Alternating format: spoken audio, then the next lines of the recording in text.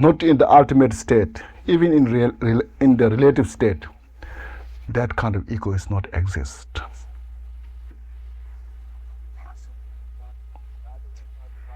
Neither inside the body nor outside the body, nor it mixed with the body.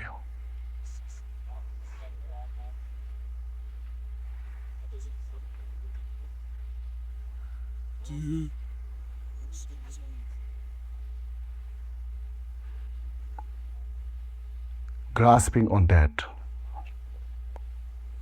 attached on that, or to this, is source of all the suffering.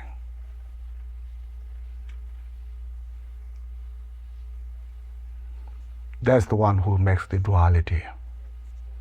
As long as we hold that in the mind, grasping it, fixed in that mind, the duality is there. The suffering is there. The undesirable conditions come from there.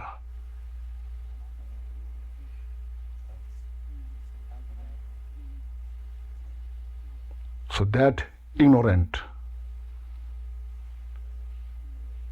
ego does not exist.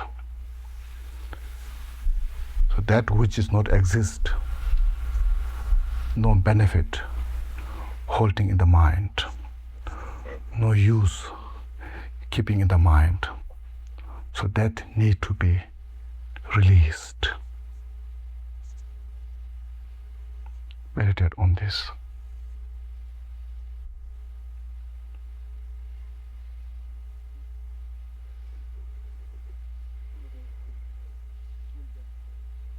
In that very place,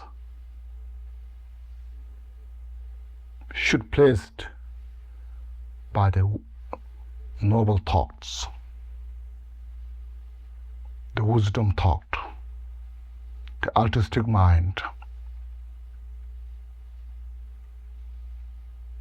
desire to achieve enlightenment, to benefit all the sentient beings.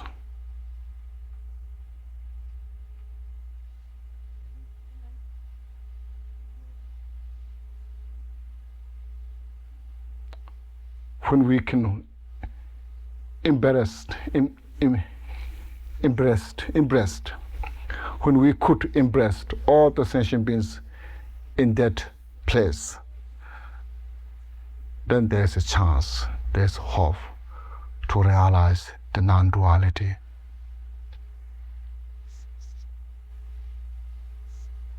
The mind of the enlightenment, free from obscurations.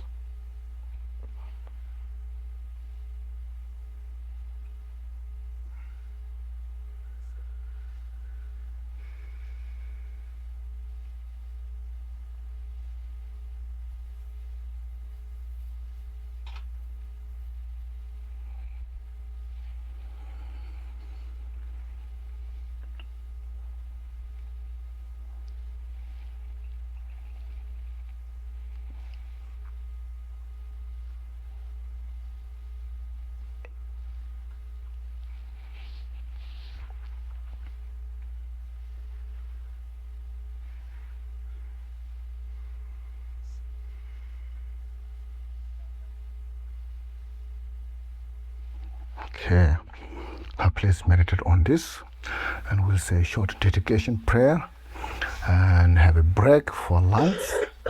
And there are some suggestions during the lunch. Maybe we'll not talk, just observe our mind, situation, the teachings which are talked, discussed, what we have studied, practiced, recollect those while we're enjoying the lunch.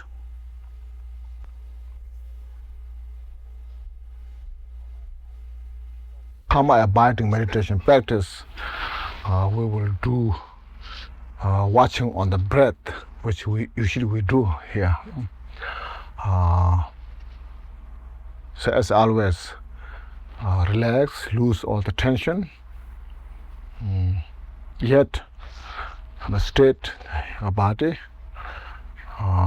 Then breathe out and in through nostril. Just aware with the breath. and calm abide without discriminating. Do you feel so cold? The wind is okay? Can't hear. The wind, the air. It's not too cold. It's rather noisy. Uh-huh. Are people over here hot? Can we turn it down a little? What's the best setting? Yeah, that's it. I think speaker up. Yeah, we can try to speaker up, but Now means now when they meditate, it's okay.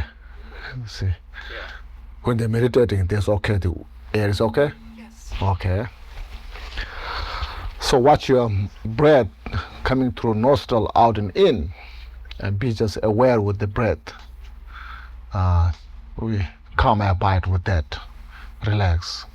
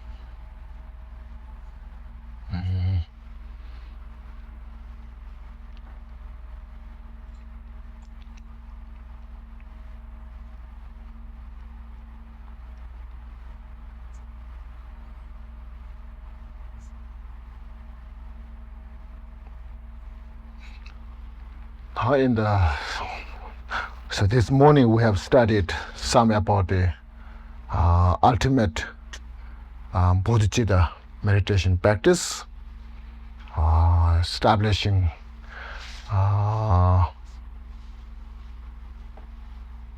non-existing nature of the all phenomena, and also non-existing nature of the inner mind through study meditation practices.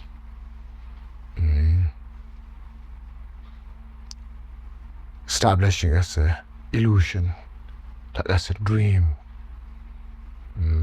through which we can realize the non-duality. Now in the relative state of bodhicitta meditation practice, first of all, say in the ultimate bodhicitta practice, the Tonglen is mentioned. Now we release the wrong view, seeing as us all concrete or as a real, and then receiving the wisdom through which seeing all as an illusion, interdependent nature, and all pervading emptiness, wisdom state. See? Now in the relative state or conventional state of the bodhicitta meditation practices, as from the point of view of ultimate, all the sentient beings, they are suffering because of their ignorance, all the phenomena, understanding cause and conditions, because of confused the meaning of the reality, samsara, nirvana. So because of all these reasons, these sentient beings are suffering helplessly. See? And here and there we cultivate such a great compassion, a fearlessness, compassion, in order to help these sentient beings and see, first of all, how sentient beings are a great support for oneself in order to achieve the enlightenment. See, we develop loving kindness, we develop compassion because of all the sentient beings. No? Without the sentient beings, we cannot develop compassion. We cannot develop a loving kindness. We cannot practice patience.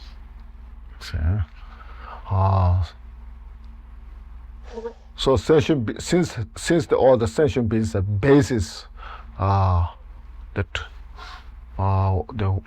work to develop our mind in such a great way through which we can achieve enlightenment, free from samsara. So to achieve enlightenment, so there are two basic factors. One is the Buddha and bodhisattvas who have shown the path how to do these things. And other ones, all the sentient beings who becomes the object to work. We work developing all those qualities. So as a factor towards enlightenment, so there's no difference.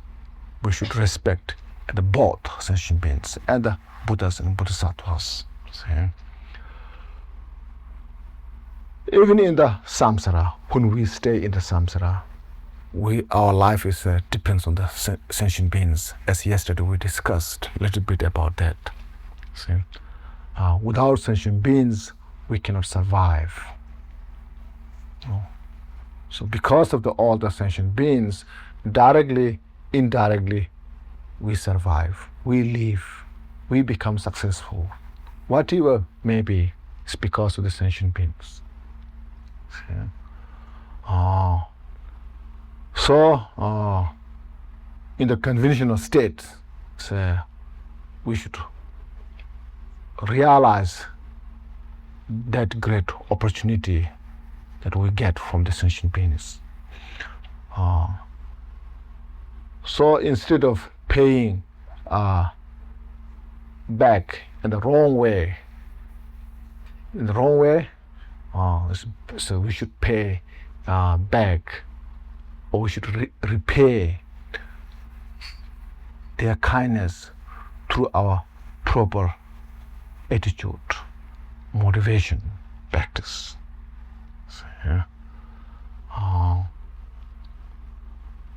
So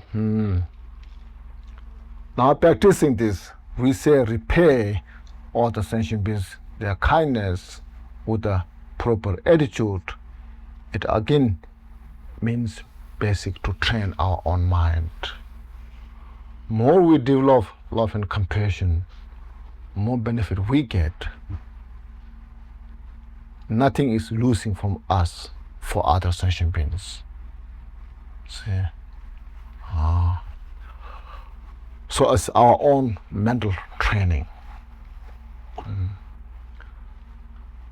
So in this way, so we now need to practice the Tonglen, sending and receiving. Now there's two ways of doing this. First, this way, first we receive the bodhicitta, the mind of the enlightenment, all the purifications through the Buddhas and bodhisattvas. And we meditate, receive us, the Buddhas, bodhisattvas, their wisdom, compassion, the bodhicitta.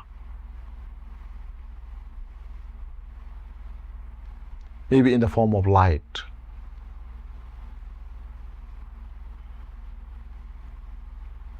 Or through breath. When you breathe, through the breathe in all the bodhicitta, wisdom, compassion of all the Buddhas into us, and we establish ourselves, the bodhicitta, fully.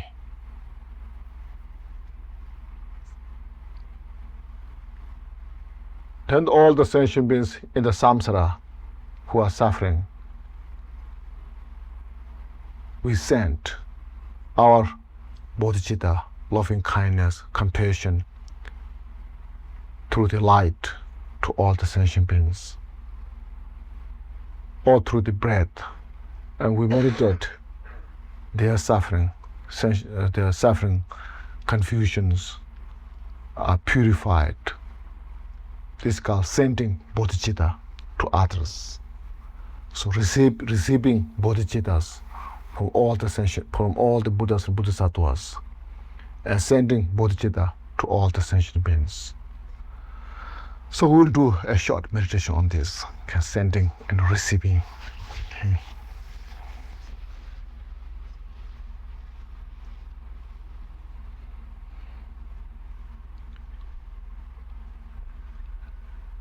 Maybe first through light from our heart, receiving light in the heart and sending out through the heart.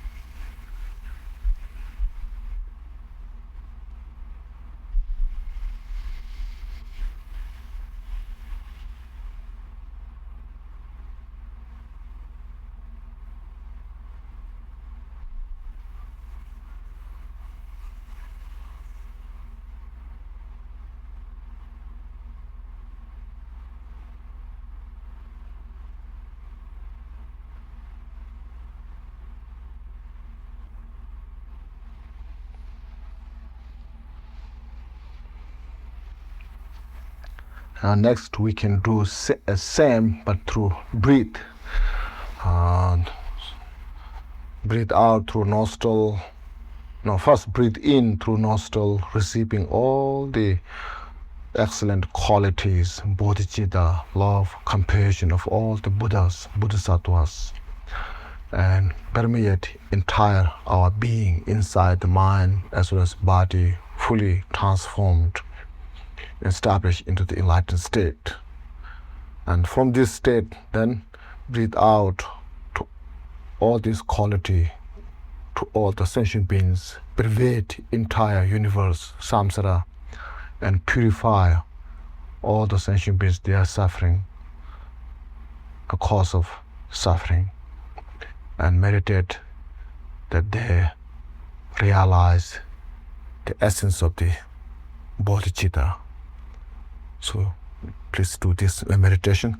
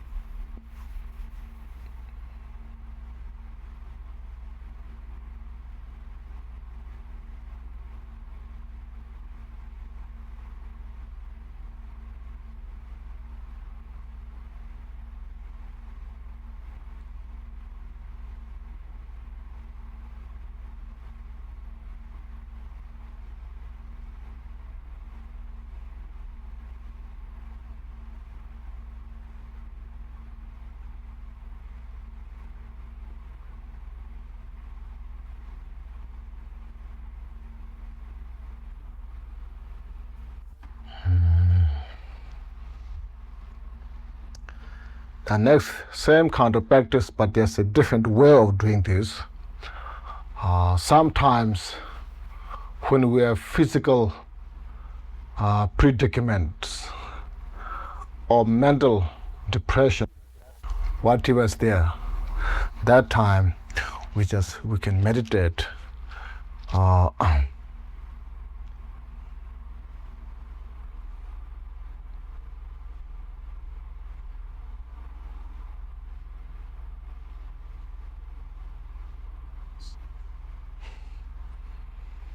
We can meditate, developing such a great compassion that all the sentient beings, particularly those who are in the hell realm, in the Holy Ghost, animal realm, there is such a immense kind of suffering, but they have no choice. There's no other way. Even in the human realm, we meditate there, some are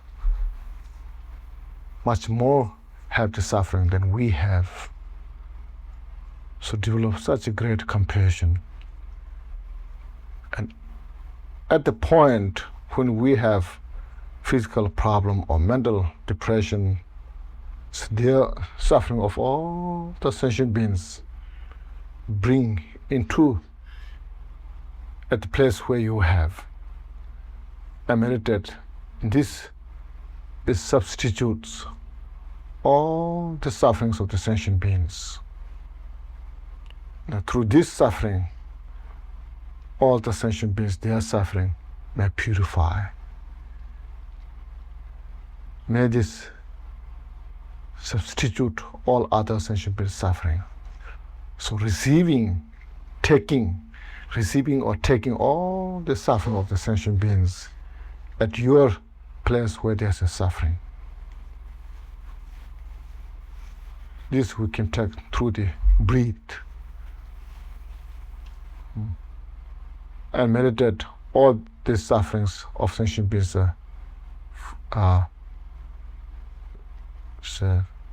released or purified. And then we meditate there. So this kind of negative karma, suffering of all sentient beings here I have, this may become cause to free all the sentient beings from the suffering and achieve enlightenment.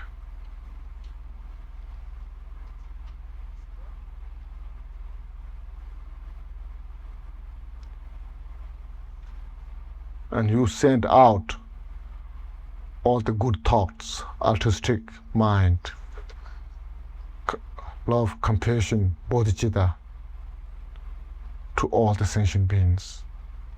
And they received that great thoughts. And we meditate on this.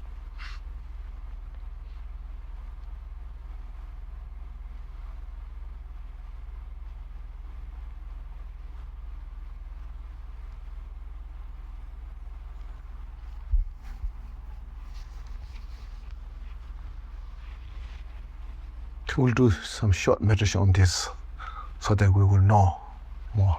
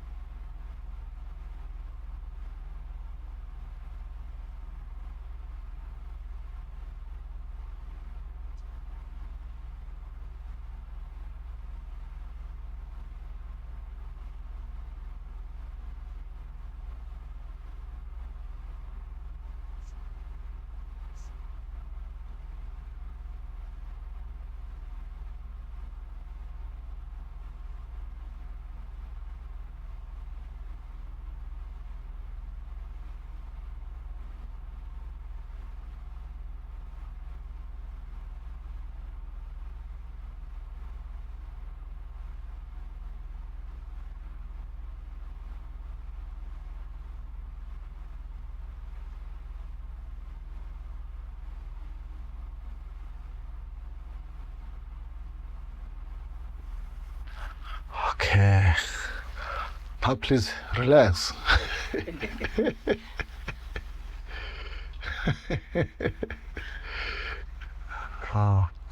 Relax, lose your tension. And if you have any comments, reaction, questions, maybe we'll have short time to do some discussions.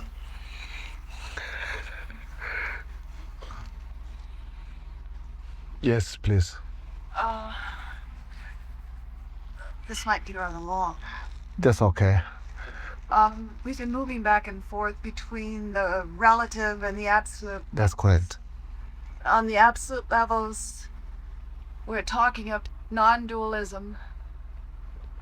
On the relative level, there is still an operation of dualism, That's right. which there is a self which can feel compassion Yes. or gratitude Mm-hmm. and project the Mm-hmm. appropriate feelings. But on the absolute level, Mm-hmm. there is no compassion. No, yes, there is compassion. Then what feels compassion? Excuse me? Then what feels compassion? On the Compassion. absolute level. Where? Absolute. Oh, you see, when you realize, as I mentioned, absolute does not mean just a mere empty. See, it's not just a primitive emptiness, but rather it's in the state of the interdependence. In which subject is object and object is subject. Subject, that's right. See, even though these all are inherently not exist, yet at the same time, that which is not exist is exist here.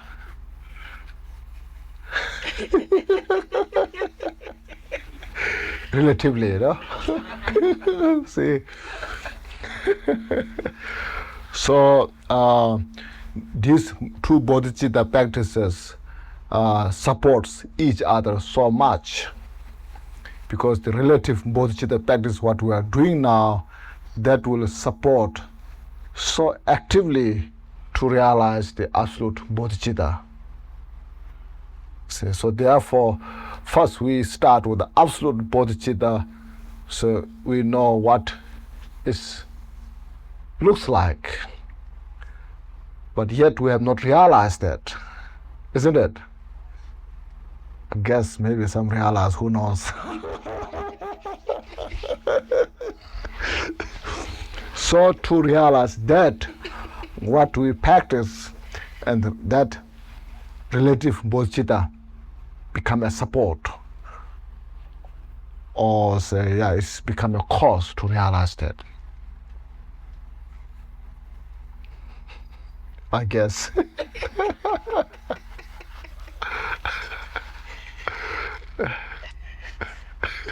Yes, please.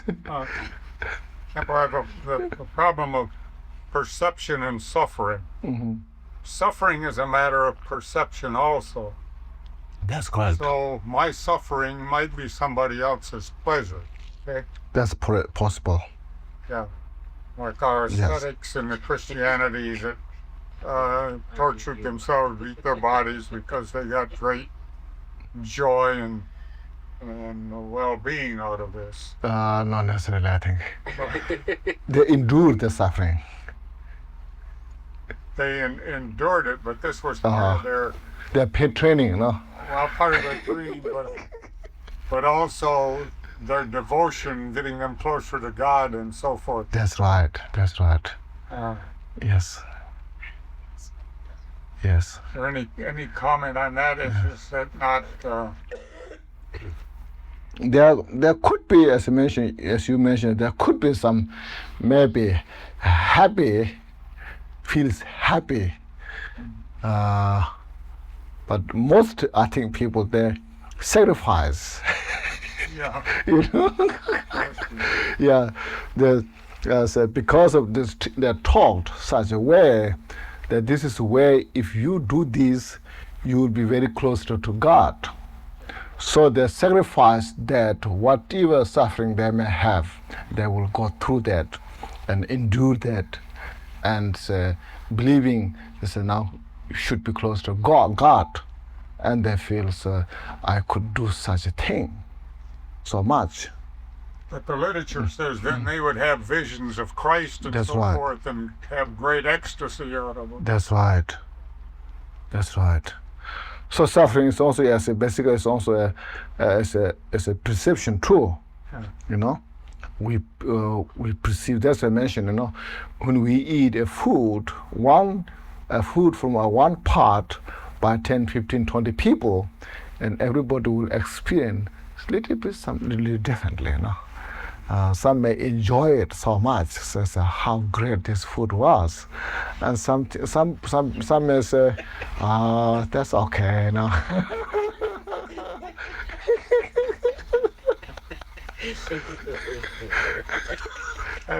See? Another comment. I have been told that at the time that the Karmapa died in the hospital in Chicago, that he was doing apparently this last meditation that he gave us, because the doctors there found him becoming ill with all kinds of different diseases as he neared death. He was taking on the illness of all sentient beings, and they were amazed at all the different diseases that he was coming down with right before he died.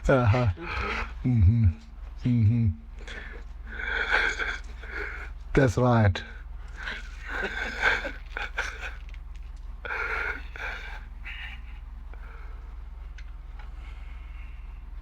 Yes. Is it correct that the ego itself is like a reflectance, like a dream, like in the mind? Does it therefore have not have any good or bad qualities? Ego itself? Yes. Itself, yes. No, not good or bad, yes. It's not. It's neither bad nor good. But most of the time we fight it like the enemy. That's right. But So we're fighting enemies, the grasping on it, attach on that. That's the way why we fight. Or Neutral. acceptance. Yeah, just it's just a neutral, you know, just a label, like a table, you know. It's a table. It's a name, you know. So it's a name.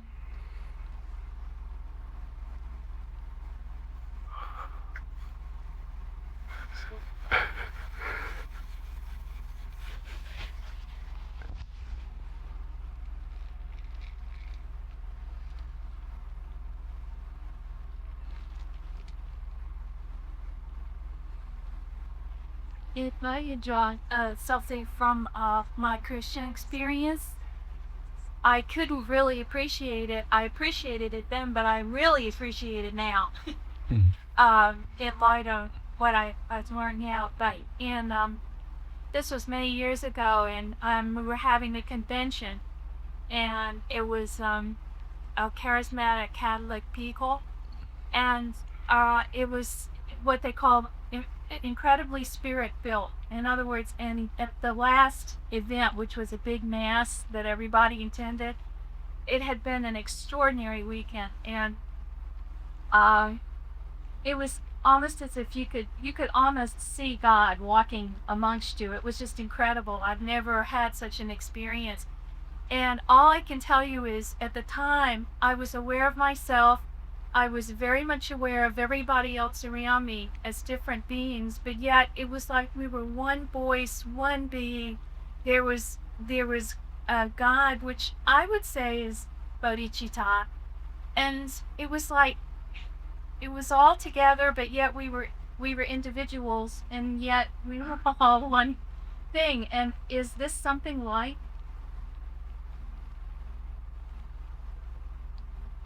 Guess so. I mean, that state of like, it was like I was not violated as an individual, but yet I wasn't really an individual. I don't know how to explain it. It was like we were one, we were thousands, and I'm surprised we didn't all just sort of disappear and you sort of, melt into.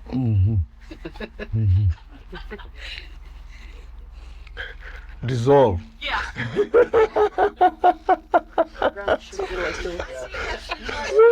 I was closest to achieving the rainbow body in this, Uh-huh. in this existence.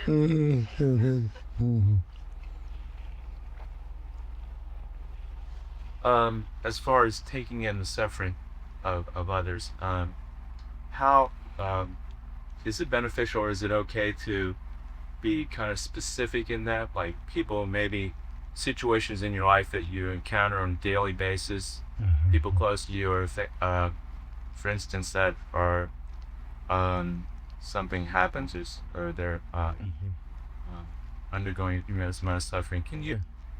Is it, I mean, I know we're expanding it to all sentient beings, but as far as practicing like that also, would that not be It's okay, but when you do all the sentient beings, so specifically what you are talking about is also included there. See, so here as we are practicing as a bodhicitta, so that means it doesn't say exclude anybody in that state. If we exclude somebody in that mind, in that state, then we are not practicing bodhicitta.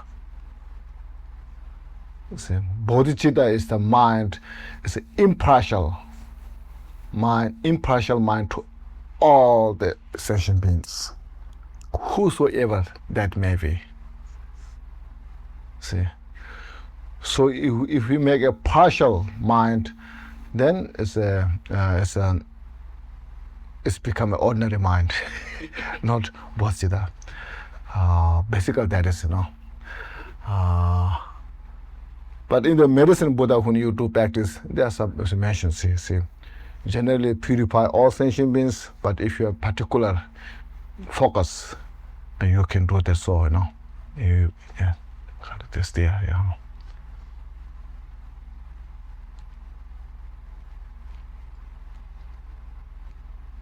But especially during the breathing one, not the light and the suffering so much.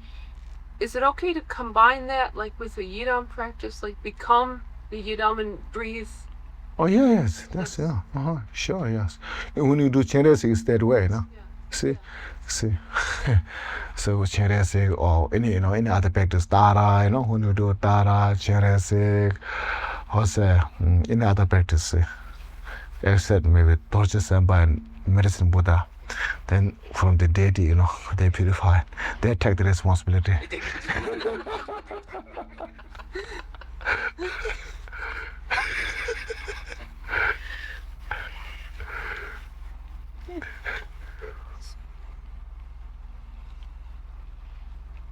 You talked around my question a couple times. I just wanted to get right at it. Can two people never see exactly the same thing? When you talk Can about... see. Possible. It's possible. Okay, but if all phenomena are my projection, all phenomena are Linda's projection, how do we see the same flowers? If you have a collective karma, you can see. And we all have collective. That's right. So there's an individual karma and collective karma. So it's similar, or it can be exactly the same? It can be exactly. It can be similar. It can be exactly the same in a certain point. It can be similar in another point.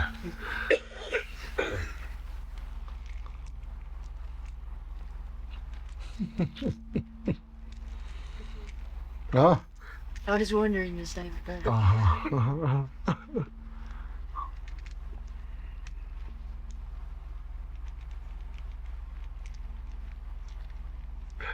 So you projection?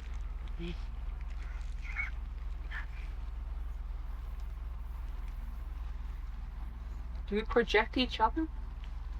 Sure. If you look back and forth, you are projecting each other.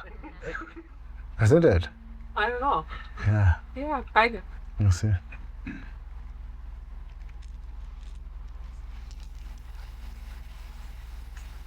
Oh boy.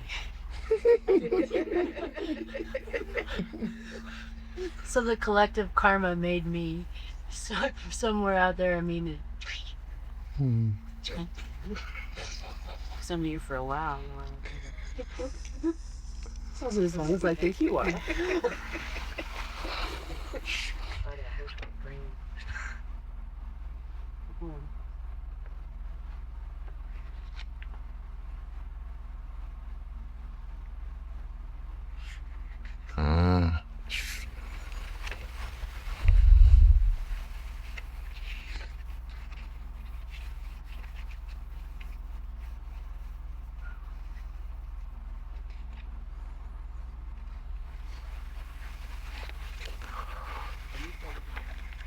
So now, when we practice these things, as sending, receiving, especially dealing with our afflicting emotions, so it's not easy. It's hard. So especially as measured, dealing with like depression, afflicting emotions, like anger, desire, pride, ignorance, these. First of all, we find frustrating to recollect the teachings. That at the first place, we don't get the teachings immediately. After a while, they say, I didn't recollect my teachings to apply that. So, maybe sometimes when it's all done, just you feel, I didn't do well, So that's one hardship. So we always need to recollect again and again. Even 100 times we fail, we have to do it. See? So that's one kind of hardship. And the second hardship then was the struggling with the afflicting emotions. It's not easy. Like in our mind, you see there are two entities. One side says, get to do this. I must do this. And other side, fight with that. And they fight each other, back and forth. You see? And it's very hard, very painful. And so then after that, the third part, when we do these afflicting emotions, they don't get away. They don't go away easily. Basically, it comes back again and again. Looks like it comes forever.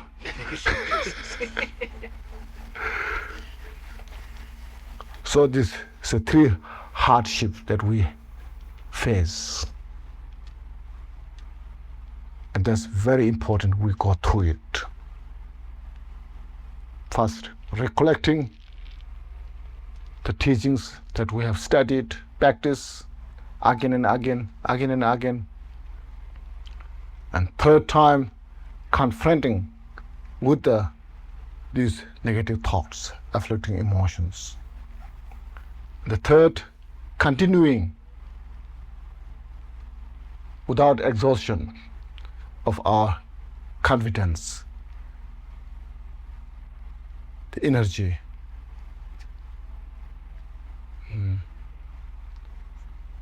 Particularly the ego we're talking about. It's very kind of tricky. It will come from any side, from any direction. It will come.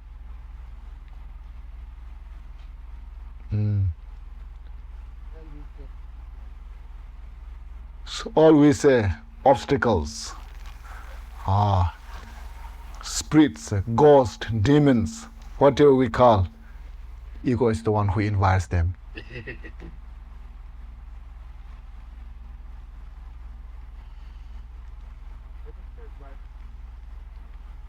From limitless lifetime until now, the ego keep inviting them. And then, when we are in that predicament, the ego looks at us, say, now see what they are doing.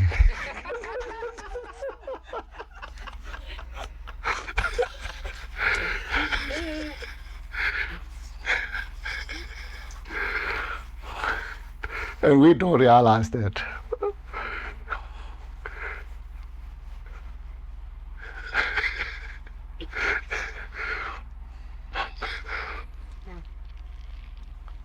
So that's the one of the, which is one is very important, that practice that we do, so to focus on this subject.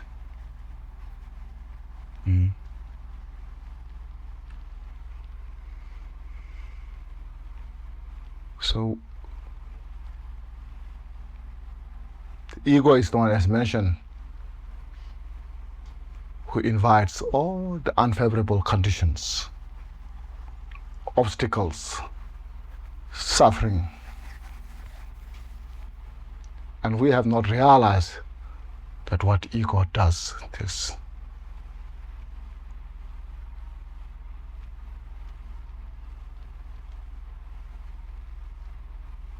The ignorant ego, the selfish ego, that one,